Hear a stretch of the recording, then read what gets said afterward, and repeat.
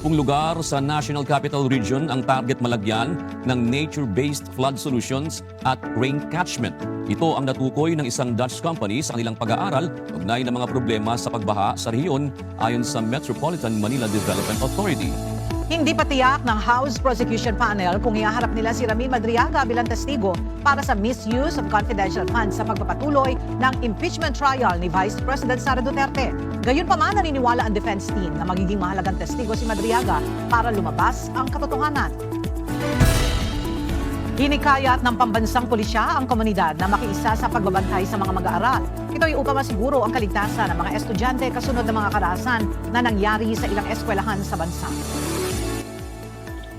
Magandang tanghali sa iyo, Ella. Suportado nga ng Philippine National Police ang panawagan ng Department of Education o ni Department of Education o DepEd Secretary Sani Angara na regular na kumustahin ng komunidad ang mga estudyante. Ito ay bunsod ng sunod-sunod na karahasan sa mga paaralan kung saan ang pinakahuli ay ang pamamaril sa Ateneo de Zamboanga University.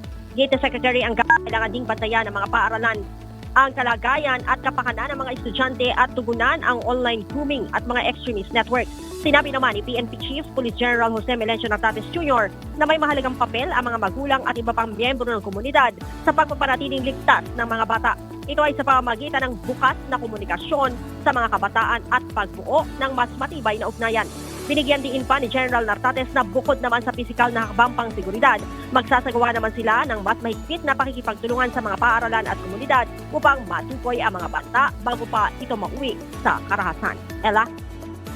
Nagsagawa na ng psychological support ang Department of Social Welfare and Development o DSWD sa Ateneo de Zamboanga University. Kasunod ito ng insidente ng pamamaril sa loob ng universidad noong Martes. Ayon sa ahensya, 8 estudyante kahapon na edad 11 hanggang 14 ang unang sumalang sa psychological intervention. Pinangunahan ito ng mga mental health professionals ng ahensya. Mas mabigat na parusa para sa mga gun owner na nagpapabaya sa safekeeping ng kanilang mga baril. Ito ang panawagan ng Department of the Interior and Local Government sa Kongreso matapos ang muling pamamaril sa isang paaralan kung saan nagkaroon ng akses ang menor de edad na shooter sa baril ng isang lehitimong gun owner.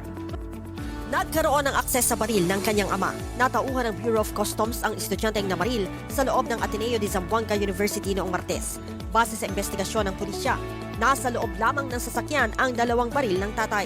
Nakuha ito ng kanyang anak nang ihatid siya ng driver sa eskwelahan gamit ang nasabing sasakyan.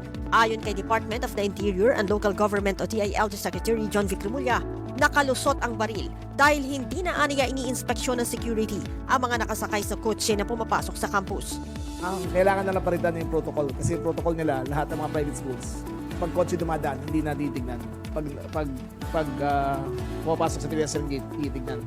Ganoon rin naman yung mga public schools natin Kasi titignan sila ng mga tanod, yung mga pulis at doon. Pero dito kasi pinapasok yung kotse diretso papunta sa eskwela at walang sila. Hindi ito ang unang shooting incident sa paaralan kung saan nakuha at ginamit sa krimen ang service firearms ng isang law enforcer. Sa nakaraang shooting incident sa loob ng San Jose National High School sa Tacloban City, isa sa mga baril na ginamit ng shooter ay pagmamay-ari ng kanyang tiyahin na isang pulis. Kaugnay nito, humihiling si DILG Secretary Remulla sa Kongreso ng mas mabigat na parusa laban sa mga gun owner na nagpapabaya sa safekeeping ng kanilang mga baril. Mismong ang mga provider ang dapat na magbawal sa mga menor de edad na magkaroon ng access sa social media platform.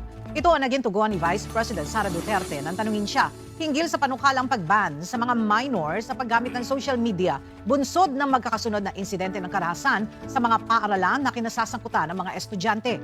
Pinaghihinalaang malaki ang impluwensya sa sunod-sunod na karahasang kinasasangkutan. Pinaghihinalaang malaki ang impluwensya sa sunod-sunod na karahasang kinasasangkutan ng mga kabataan ang kanilang paggamit sa naturang platform.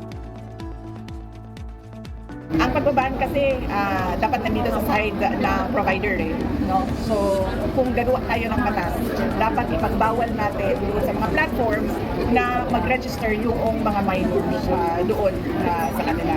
Dahil Hindi na kailangan ng malalaking infrastruktura upang masolusyonan ang problema sa mga pagbaha sa National Capital Region o NCR. Ito ang inihayag ng Metropolitan Manila Development Authority o MMDA sa gitna ng pakikipag-ugnay nito sa Dutch engineering firm na Haskoning na dalubhasa sa flood management.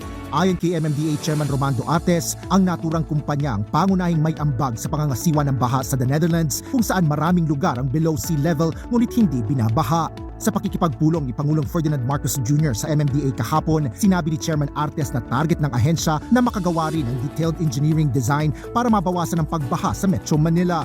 Meron po silang ginagawang study sa atin. In fact, na-submit na po yung preliminary draft. They identified 30 sites kung saan gagawa po tayo ng nature-based solution at mga catchments.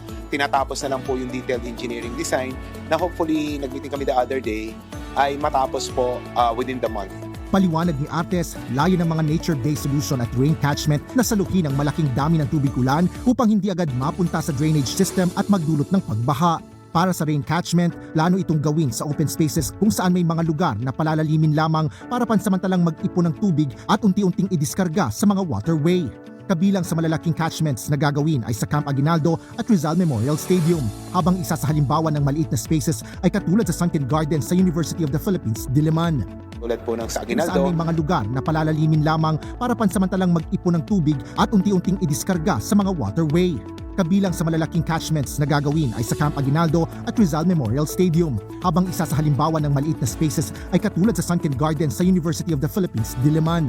tulad po ng sa Aguinaldo, around almost half hectare po ng golf course ay ating huhukayin. Maglalagay po ng 10 meters deep.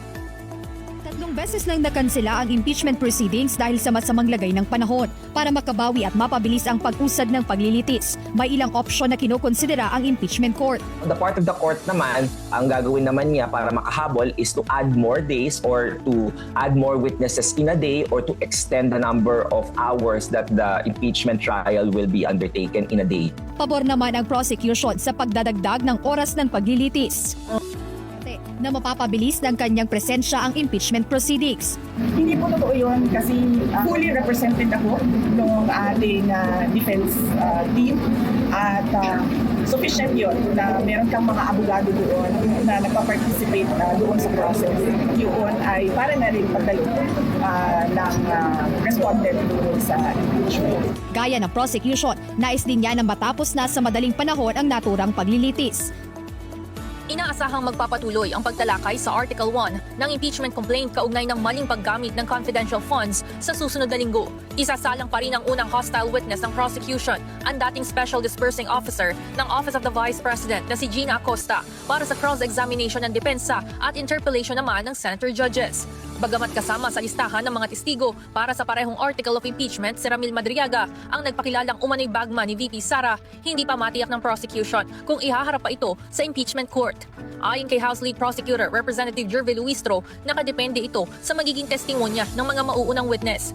Pero para sa isa sa abogado ng pangalawang Pangulo, magiging mahalaga ang pagtestigo ni Madriaga sa paglabas ng katotohanan sa magiging testimonya ng mga mauunang witness. Pero para sa isa sa abogado ng pangalawang Pangulo, magiging mahalaga ang pagtestigo ni Madriaga sa paglabas ng katotohanan. Matagal ko nang sinasabi na si Ramil Madriaga ang magiging star witness for the defense kapag nag-testify siya for the prosecution. If the prosecution presents Ramil Madriaga, it's their funeral. Kasi kakatayin yun sa cross-examination ng defense team. Lalabas lahat ng kasinungalingan niya. And then, ganun kami ka-confident na we're telegraphing already what we have by filing this complaint affidavit. Kasalukuyang nakaharap si Madriaga sa dalawang Sa Office of the Ombudsman, hindi umiikot sa iisa o ilang witnesses ang kanilang buong investigasyon. Sa katunayan ay mayroon silang 28 pang ibang testigo na nakahandang magbigay ng direkta at mahalagang kaalaman sa mga umano'y transaksyong may kaugnayan sa mga reklamong kinakaharap ni dating House Speaker Martin Romualdez. Nasa ilalim na ang mga ito ng legal process at tinukoy rin bilang mga uniform personnel na aktibo pa sa serbisyo. Tinawag rin ng Ombudsman na classic pressure tactic ang recantation ng mga individual sa isang high-profile case. Una nang nag-recant ang 4 sa 18 na ex-bodyguards ni Zaldico, habang pinakahuli naman ay ang dating ex-marine na si Ori Gutesa. Mariing kinondena ng ilang senador ang nangyaring pamamaril sa Ateneo de Zamboanga University na ikinasawi ng 2 estudyante. Dahil dito, nananawagan ang mga mambabatas sa pagsasagawa ng isang malalim at masusing investigasyon. Sa isang pahayag sinabi ni Senate President Sherwin Gatchalian na kailangang sagutin ng mga kinauukulang otoridad kung paano nakakuha ng 2 baril ang estudyanteng namaril at kung paano ito naipasok sa loob ng campus.